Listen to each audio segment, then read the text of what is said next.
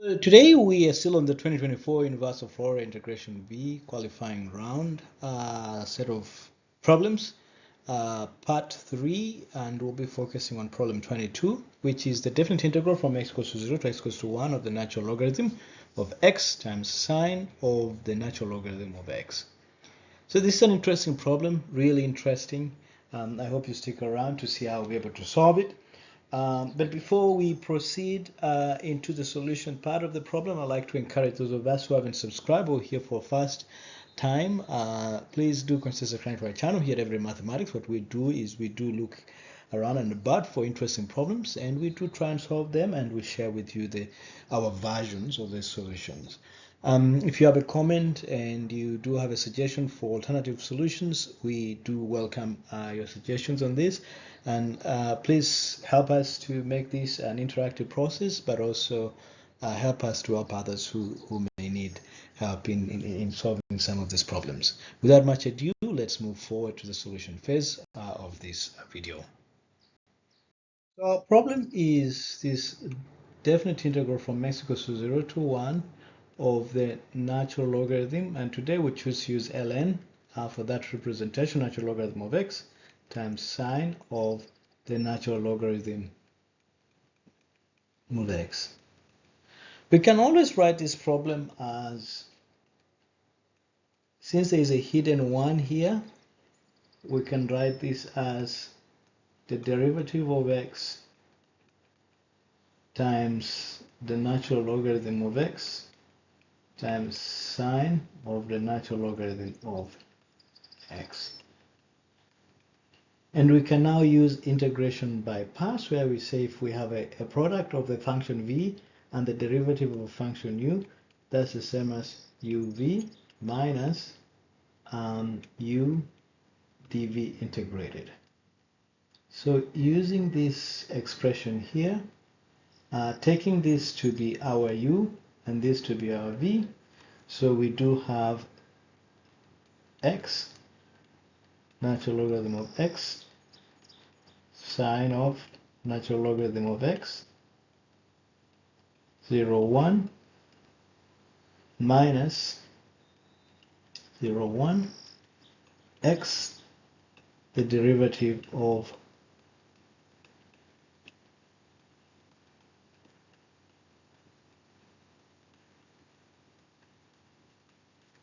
okay. So this is the same as 1 natural logarithm of 1 sine of natural logarithm of 1 minus 0 natural logarithm of 0, which really doesn't exist. So the correct way of really representing this is getting a limit, right? And saying that as limit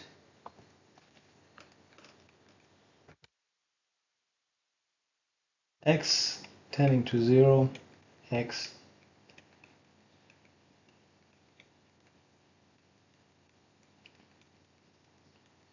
okay, and this goes to 0. It's obvious. This also goes to 0 because natural logarithm of 1 is 0. Okay, and so we are left with minus 0, 1, x, and we're using a product rule here. The derivative of this is 1 over x sine of natural logarithm of x plus natural logarithm of x cosine of natural logarithm of x times the derivative of natural logarithm of x, which is 1 over x. So you see that this and this cancel with that, and what are we left with? We are left with, so we've come to a point where we have negative integral from 0 to 1 of sine of natural logarithm of x plus natural logarithm of x cosine of natural logarithm of x. Okay, so let's leave this guy here. for a minute, and then let's focus on this guy here. Okay, so but even before that, let's just separate them into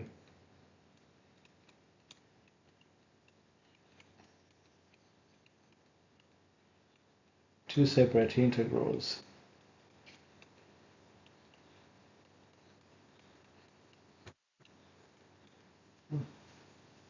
Okay, so I'm going to use blue just to highlight where our focus is. We're going to focus on that. And that's because we want to create something that is similar to what we started with. So 0, 1 natural logarithm of x cos natural logarithm of x is the same as 0, 1, the derivative of x natural logarithm of x. So this is 1 actually, to be precise. And using integration by parts, we have x natural logarithm of x cosine natural logarithm of x 0, 1 minus 0 to 1 x, the derivative of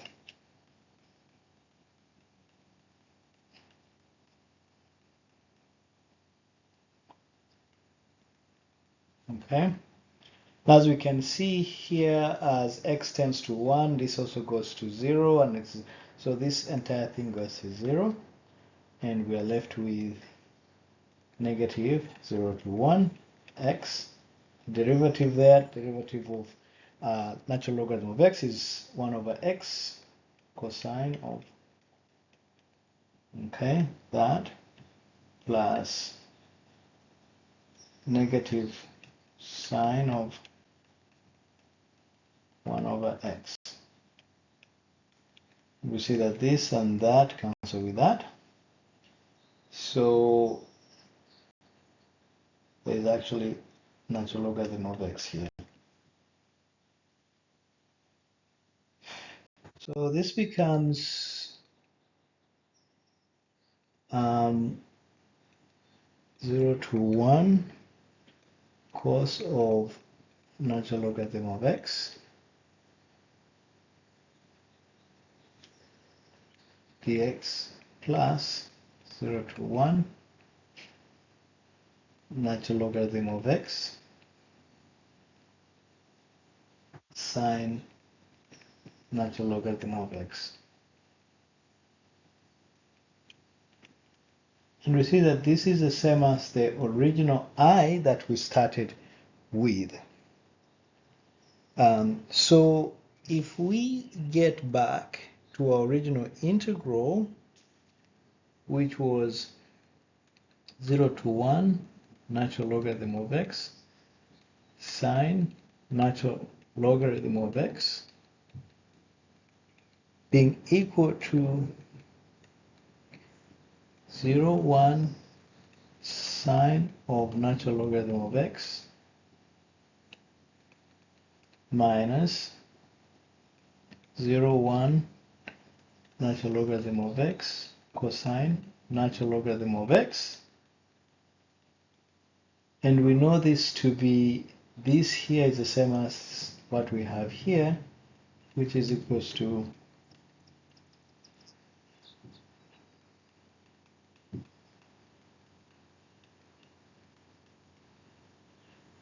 minus 0, 1 cosine of natural logarithm of x plus I, and this is I on this side. So we see that this I can be brought this side so that we have 2I is equal to there's a negative here, so we have negative 0, 1 sine of natural logarithm of x, and this interact, we have plus 0, 1 cos of natural logarithm of x. Okay, so this I here is what we have here, and because this minus propagates here and we're able to bring this side, we have 2i here. In other words, 2i is equals, let's begin with the positive side, cosine of the natural logarithm of x minus 0, 1 sine of natural logarithm of x. And so I is equals to a half of 0, 1 cosine of minus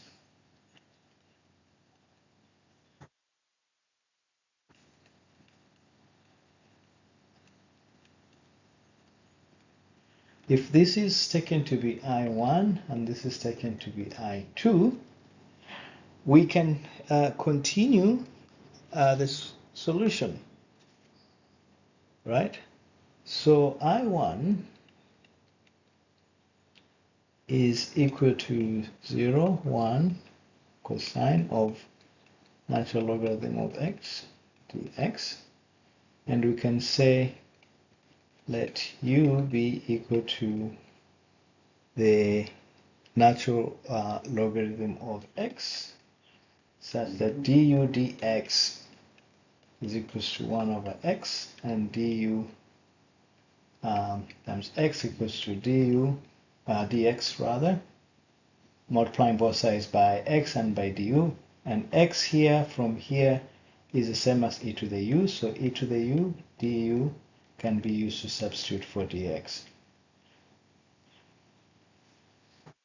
Okay.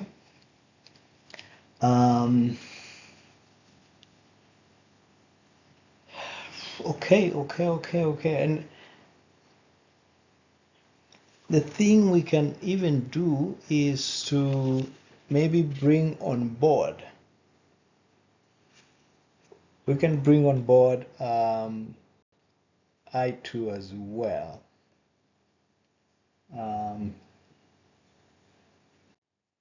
So let's begin with when x tends to 0, u tends to 0, negative infinity, x tends to 1, u tends to 0.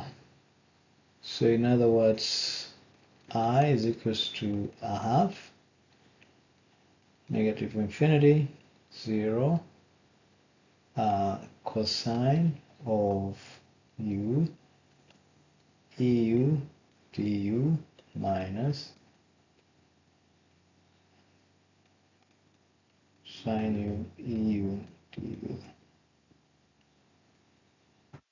So let u prime be equal to negative u. Using that, so I becomes a half, infinity, 0, cos of u prime,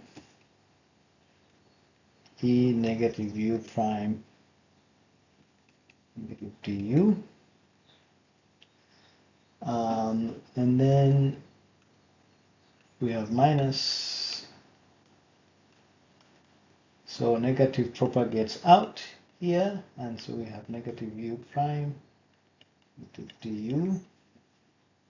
So we see this and that interact and this, so we still have a minus there. So what we do is we have half, negative infinity, 0, 0 rather, cosine u prime e negative u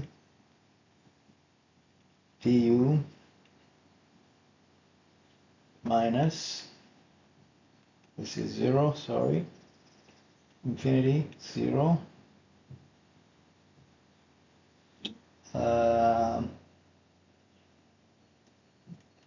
sine u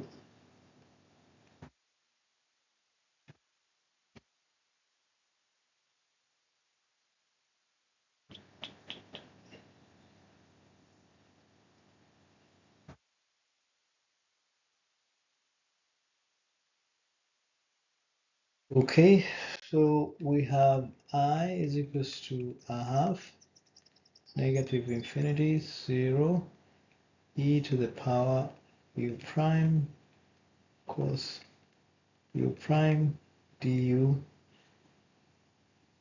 minus infinity 0, e u prime sine u prime du. So let's reverse the intervals so that we have 0, infinity, and the negative disappears. We have negative u cos, and then here we have 0, infinity.